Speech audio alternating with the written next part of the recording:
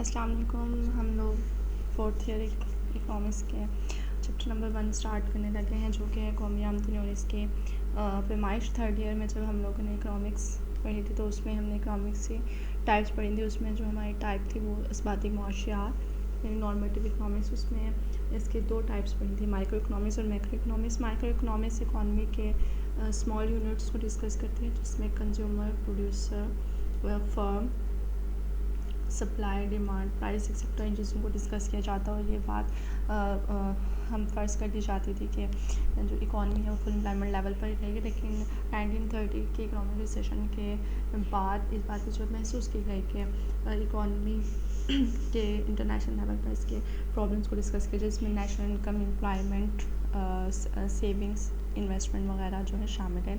Doctor Keynes की theory को इसमें जो है फेम हासिल हुई थी। इसमें जो सबसे पहले मैक्रो इकोनॉमिक्स का जो पार्ट है, उसमें सबसे पहला जो कॉन्सेप्ट है दैट इज़ नेशनल इनकम की कौमी आमदनी क्या है और इसको किसी किसी से मैयर किया जाता है। सबसे पहले कौमी आमदनी की डेफिनेशन जो है हम लोग देखेंगे कौमी आमदनी क्या है। उसको सबसे डॉक्टर मार्शल की जो डेफिनेशन है उसके मुताबिक कि ये क्या है।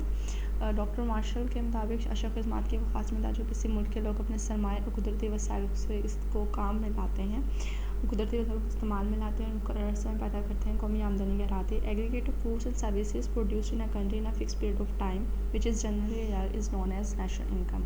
तो ये है किसी भी मुल्क के लोग अपने मुल्क में मौजूद कैपिटल और natural resources and other resources को इस्तेमाल में लाकर एक साल के अरसे में जो कुछ भी प्रोड्यूस करते हैं हम उसे नेशनल इनकम का नाम देते हैं। और ये जो पीरियड होगा वो हमारा 1 ईयर का पीरियड कहलाएगा।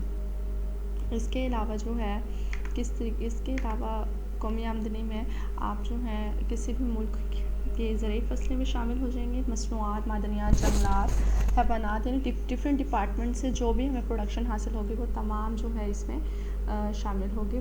फर्दर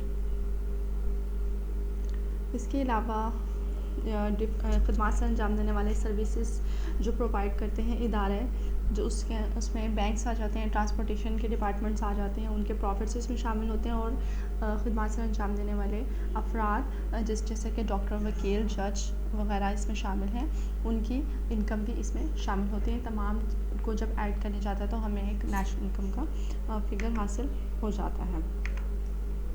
अच्छा, फिर अब प्रोफेसर फिशर के अकॉर्डिंग के कौमी आमदनी क्या होती है। प्रोफेसर फिशर की डेफिनेशन के मुताबिक अशरफ खिदमत की वो खास मकदार जो एक साल के अरसे में सर्व की जाए। डॉक्टर मार्शल कहते हैं कि वो अशरफ खिदमत की वो मकदार जो एक साल के अरसे में पैदा की जाती हैं, जबकि फिशर के मुताबिक एक साल के अरसे में जो चीज़ें सर्व की जाती हैं, कंज्यूम की जाती हैं, उन्हें हम नेशनल इनकम का नाम देते हैं।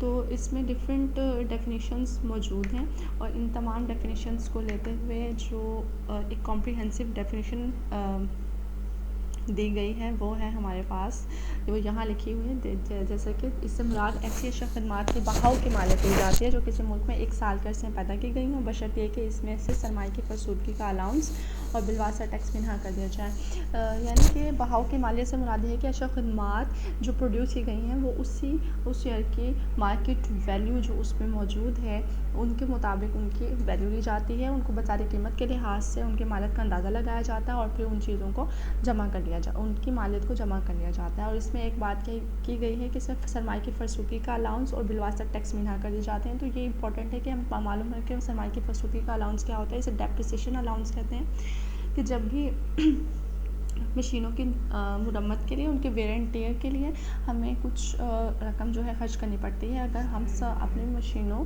की जो हमारी मालियत है जो या उनसे हमें आमदनी हासिल होती है उसमें से अगर हम हर साल एक अलाउंस साइड पे करके रख लें तो जब मशीन की उम्र यानी उसको जब लाइफ टाइम उनसे ख़त्म हो जाएगी तो उससे हमें आमदनी हासिल हो जाएगी, इतने हम पैसे जमा कर लिए जाएंगे कि हम उससे एक और नई मशीन ख़रीद सकते हैं। तो उससे जो हमारा कैपिटल है वो अपनी असली हालत में मौजूद रहता है। इसे सरमाए की फरसूदगी का अलाउंस भी कहा जाता है।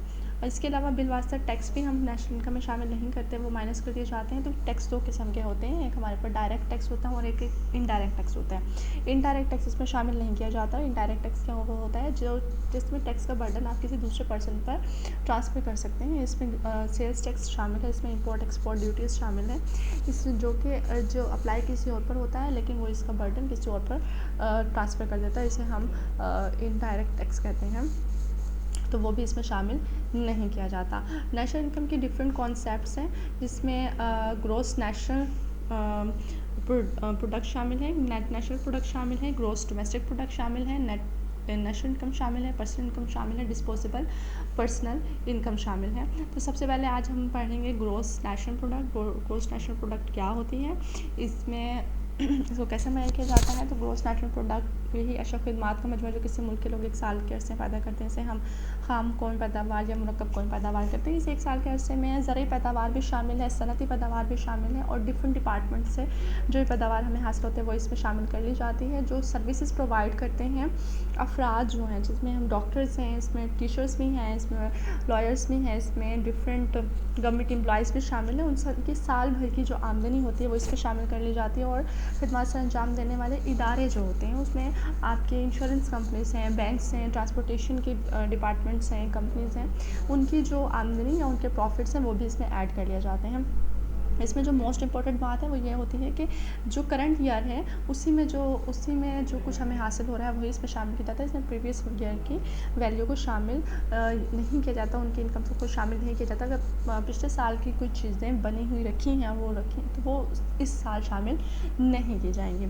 इसको डिटर्मिन करते हुए कुछ चीज़ों का ख्याल रखा जाता है। उसमें दोहरी गिनती से बचाव है, टू अवॉइड डबल काउंटिंग, यानी आप जो हैं जब भी हम अदाद शुमार जमा कर रहे होते हैं तो इस बात का ख़ास ख्याल रखना होता है कि किसी भी चीज़ की डबल काउंटिंग ना हो। डबल काउंटिंग मतलब ये है कि अगर जो कोई चीज़ है तो वो या तो आप उसकी फ़र्स्ट फॉर्म ले लें और बाकी हर फॉर्म में होने वाले जो वैल्यू एडेड अप्रोच उसको जमा कर लिया जाए, वैल्यू को जमा कर लिया जाए, या फिर उसकी फ़ाइनल फॉर्म को ले लिया जाए और बाकी स्टार्टिंग के जितने भी फॉर्म्स हैं उनको शामिल ना किया जाए। फॉर एग्जांपल अगर हम कपड़ा बना रहे हैं, कपड़ा बनाने के लिए हमें से पहले रुई चाहिए होती है, रुई इकट्ठी होती है, रुई बनती है, उसके बाद धागा बनता है, उसके बाद कपड़ा बनता है। या तो हम ये करें कि रुई की जो वैल्यू है वो जमा कर लें, उसके बाद जो धागा बना है उसमें जो वैल्यू ऐड हुई है उसको जमा कर लें, फिर जब कपड़ा बना है जो उसकी वैल्यू ऐड हुई है उसे जमा कर लें। तो इस तरीके से जो वैल्यू आएगी तो ये ठीक रहेगा। या फिर जो कपड़े की जो फाइनल फॉर्म है उसकी जो वैल्यू है आप उसे जमा कर लें। तो इस तरीके से डबल काउंटिंग से बचा जा सकता है।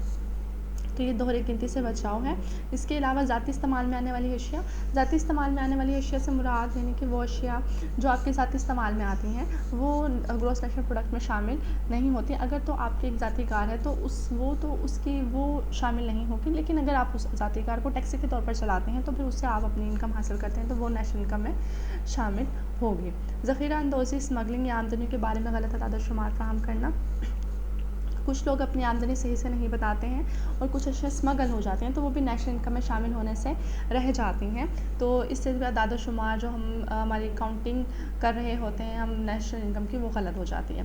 बैरून मुल्क आमदनी को शुमार करना, इसमें क्या है कि अगर आप बैरून मुल्क में यहाँ से लोग जो बैरून मुल्क काम करने के लिए गए हुए हैं वो वहाँ पर मुनाफा कमा के जो मुल्क में भेजते हैं वो इसमें शामिल किया जाता है। कुछ लोग बाहर के ममालिक में काम कर रहे होते हैं, वो अपनी आमदनी को भेजते हैं, उनकी गैर मुल्की तरसीलात होती हैं वो यहाँ शामिल हो जाती हैं। तो वो तमाम चीज़ें जो हैं इसमें शामिल होती हैं। बैरून मुल्क की आमदनियों को कौमी आमदनी में शामिल किया जाता है। इसमें अब आ जाते हैं कि दर्ज झेल मुद्दात के तहत खर्च होने वाली रकम शामिल होती है। निजी सर्फी खर्च, प्राइवेट कंजम्पशन, अपने खाने पीने के ऊपर जो खर्च करते हैं वो इसमें शामिल होगा। हुकूमत जो मुलाजिमों की तनख्वाहों पर खर्च करती है, उन्हें डिफरेंट किस्म के अलाउंसेस देती है, उन्हें पेंशन देती है, ये हुकूमत का खर्च होता है, इसे पब्लिक कंजम्पशन का नाम दिया जाता है। तो वो इसमें शामिल होगा। निजी सरमायाकारी, प्राइवेट इन्वेस्टमेंट आ जाती है इसके अंदर कि जो आम अफराद अपनी बचतें जो अपनी सेविंग्स को जमा करते हैं फिर उसके बाद जो इन्वेस्टमेंट करते हैं वो इसमें शामिल हो जाएगी। और सरकारी सरमायाकारी, पब्लिक इन्वेस्टमेंट, जो गवर्नमेंट सरमायाकारी करती है, गवर्नमेंट में डिफरेंट डेवलपमेंट्स के प्रोजेक्ट्स होते हैं उन पर इन्वेस्टमेंट करती है, उन पर खर्च करती है, तो वो भी इसमें शामिल होगा। गैर मुल्की सरमायाकारी जो फॉरेन इन्वेस्टमेंट होती है, गैर मुल्की सरमायाकारी, बाहर के ममालिक के लोग आपके मुल्क में आकर जो सरमायाकारी करते हैं तो वो भी कौमी पैदावार में शामिल होती है। उसके अलावा बरामदाद और दरामदाद का फ़र्क यानी difference between export and import.